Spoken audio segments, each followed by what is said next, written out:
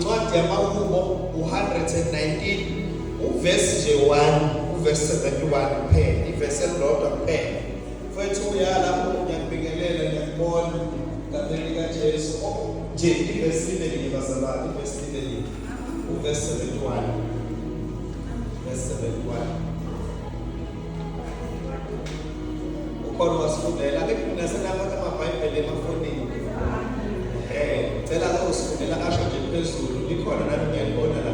Kodwa ngifuna ukuthiwa ngasho mina okwami. Amen.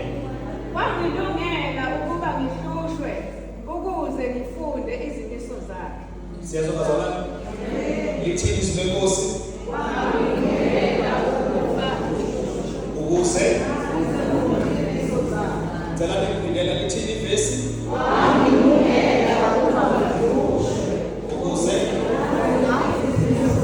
cela seliphinde ivesi bazalwane. wangilungela ukuba ngihlushwe ukuze ngazi izimiso zakhe. Alright, cela sivalele amehlo ethu. Baba wethu ongcwele, izwi lakho liphile linamandla, uLwethu ongcwele usisifunda kwezwi lakho manje naphakade. Amen. Now incwadi sekuqalele ngingashumayela egameni likaJesu. Incwadi lena bazalwane yamaHubo siyazi ukuthi eBhayibhelini ayikho incwadi enama chapters amaningi njengencwadi yamaHubo. Now ubani obhala kule ncwadi yamaHubo? uDavide. Now uhlezi une-confusion eningi ngoDavide ukuthi uDavide wazalela kanjani noma watholakala kanjani. Lo esesizwa ngaye namhlanje esesilandisa noma esesitshela ukuthi kwamlungela ukuba ahlushwe khona ezofunda izimiso zikaNkulunkulu sakhona lencwabeni. Now lo Davide esikhuluma ngaye lithi iBhayibheli ubaba wakhe igama lakhe kuthiwa uJese. Uma ngenza istudy mnguni angilitholi igama likamama kaDavide. Lona likhona kodwa uma ngenza istudy ngokwami ngilitholi igama likamama kaDavide. Kodwa kulokho ngithola ukuthi indlela uDavide atholakala ngayo kuthiwa uma kaDavide wayesemdala kakhulu engasabathola abantwana. Kukhona isebatholile ngaphambili kodwa kusetholakala uDavide lithi iBhayibheli wayengasakwazi ukubathola abantwana. Now lithi iBhayibheli ubaba kaDavide umama wakwakhe wayengasamuzwa ukuthi bangaya enkonzweni yasekamelweni. Sanibona bazalwane. Lithi iBhayibheli kukhona umama la ekhaya owayekade eyisisebenzi. Kuthiwa lo mama wayengumngani noma kaDavide. And kuthiwa lo mama unohlobo lwe-perfume ayelisebenzisa ayezwakala ngalo. Kuthiwa uJese wathanuka lo wesifazane oyisisebenzi noma owumngani noma kaDavide. Lithi iBhayibheli wakhuluma naye uJese wathi bengicela ngoba kunohambo lo wesifazane ayisuke ayizothatha ahambe. Kuthiwa wacela wathi bengicela ukuvakashela ntambama kunento nje mangabe ngikubona engiyizwayo. Kuthiwa nosifazane ngoba wayeyiqonda language ukuthi uba ushawa amakhaza mangifuna mina ngimfudumeze. Kuthiwa lo wesifazane wahamba wayakhuluma noma kaDavide. Wafika wathi uma kaDavide lalela ntombi umkhwenyana wakho uJese njengamanje siyaplana naye ukuthi ntambama ngizoza kuye ngizolala naye. Kuthiwa lo wesifazane wakeza mnguni wakeza wasegqoka i-perfume kanomama oyisebenzi. Kuthiwa wayejila bazohlangana khona nobaba kaDavide. Kuthiwa mayefika khona wacisha ugesi. Kuthiwa wakhanda uJese emagabhisana bazalwane. uJese uzitshela ukuthi uyolala nanomama kanti akazi ukuthi akasekho nomama badakhona unkosikazi wakhe.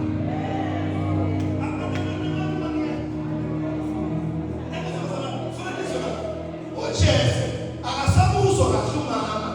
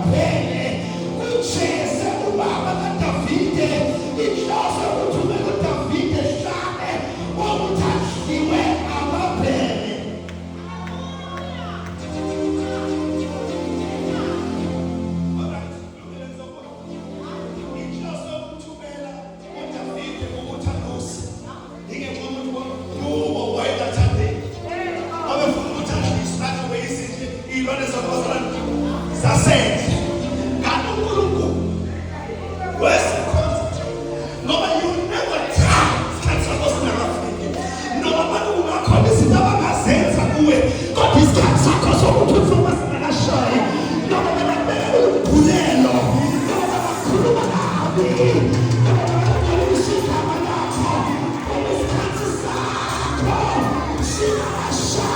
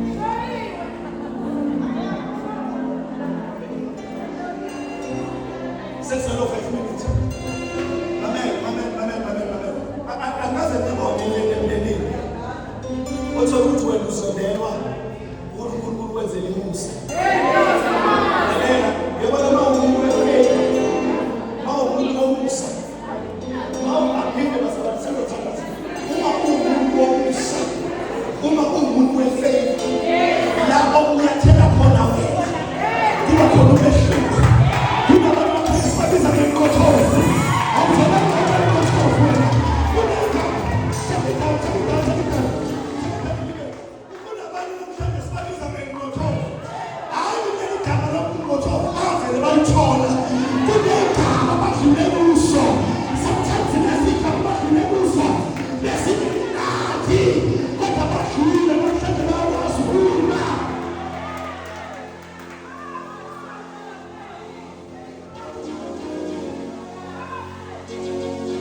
Asivaleke, asivaleke. Yabona into engiyithanda ngoNkulunkulu, noma usathana ngathi uvala lana, uNkulunkulu uvula lana. Athi bavala ngapha, uNkulunkulu uyavula lapha. Athi bavala ngapha, uNkulunkulu uyavula lapha. uNkulunkulu uyasekhonzayo.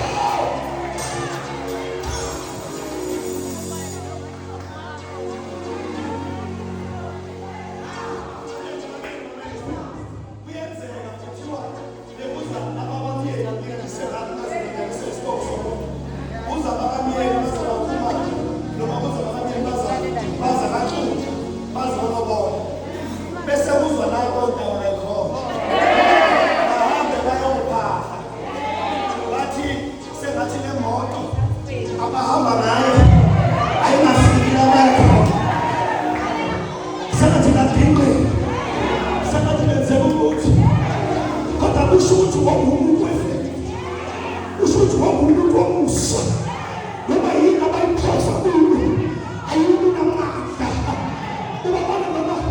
Ubabona noma bafika emcimbini ngithi mina laba abantu bethi lo mcimbi wakho awenzeki bazobe kumele ukuza bazobe kumele ukuza khona imoto enginayo noma bethuza noma thiukale nguthu ethukaliyo awusho ukuthi wena umuntu womusa.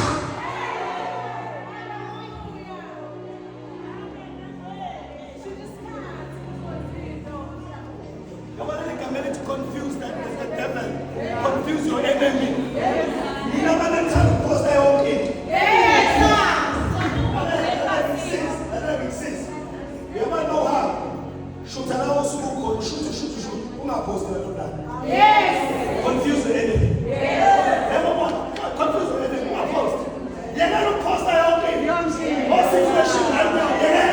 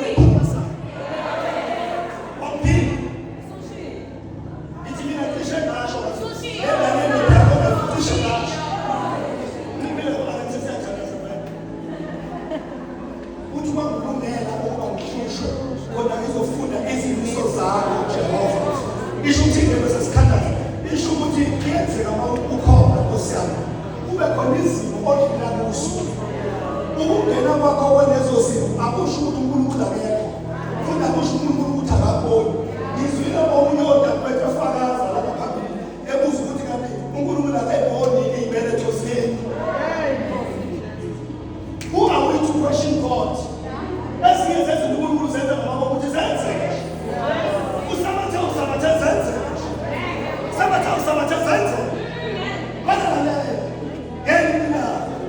The very same God, how can we say you win?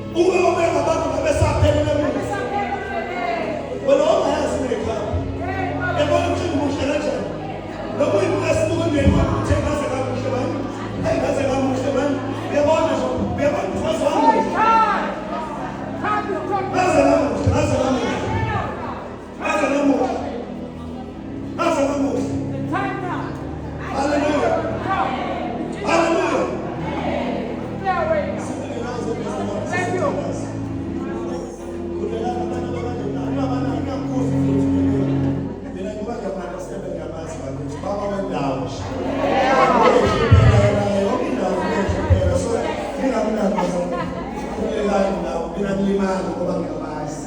Ningakhathazeki sibala amehlo ethu. Balento-ke yokuthi esikhathini njengamanje kukhona abantu abadlula esikhathini esinzima empilweni yabo. Bathi uNkulunkulu uphi makunje. Nalelo uNkulunkulu lithi iBhayibheli useduze nalabo onhliziyo yabo indabazalwane iphumile. Okusho ukuthi njengoba nje akusho ukuthi uNkulunkulu akekho kodwa ukhona. And I would see the seven in the gospel. We are small.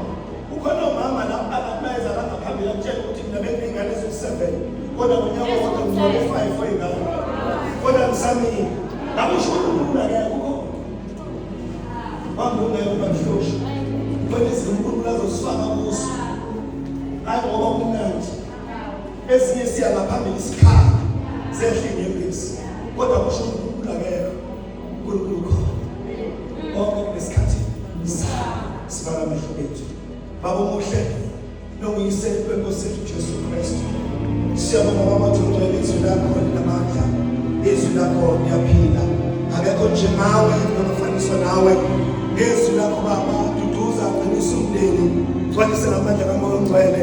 Kambe beka Jesu Kristu waseNazaretha.